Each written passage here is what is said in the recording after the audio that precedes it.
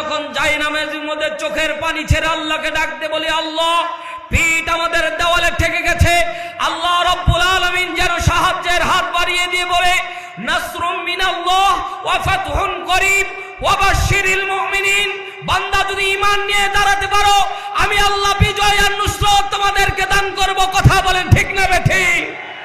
আজকের এই সেতাবগঞ্জের মাঠ থেকে আমরা উদ্দীপ্ত বাক্যে দীপ্ত শপথ দিব, আগামীর দিন কোরআনের দিন, আগামীর বিজয় কোরআনের বিজয়।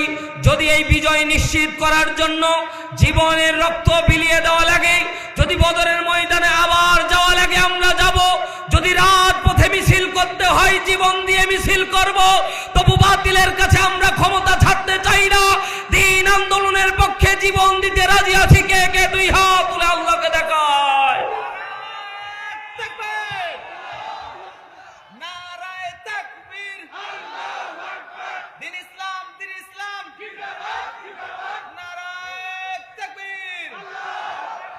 জালিমদেরকে বলে দিতে চাই, আল্লাহ রাব্বুল আলামিন আসমান থেকে ফরমান জারি করেছে। আল্লাহ দুই শ্রেণীর মানুষকে, মানুষ পাপ করে, পাপের পরিধি যত বড় হয়, মানুষকে আল্লাহ রাব্বুল আলামিন পরকালে শাস্তির জন্য আল্লাহ জান্নাত এবং জাহান্নামের ব্যবস্থা করে রেখেছে।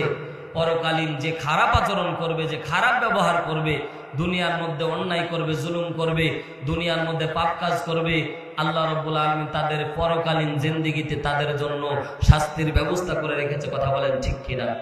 কিন্তু মুসলমান একটা হাদিস, বিশ্বনবী সাল্লাল্লাহু আলাইহি সাল্লাম বলেন, যারা জুলুম করবে আল্লাহ রাব্বুল আলামিন তাদেরকে দুনিয়ায় শাস্তি দেবে। তার উজ্জ্বল দৃষ্টান্ত 5 আগস্ট, তারা পালানোর পথ খুঁজে পায়নি। কথা বলেন ঠিক কিনা? লা ইউখলিফুল মিয়াদ। আল্লাহ বলছে, যখন তোমরা জুলুম করতে করতে জুলুমের সীমা ছাড়িয়ে ফেলবা, তখন আমি আল্লাহ রাব্বুল আলামিন তোমাদেরকে কোনো সময় দান করব না।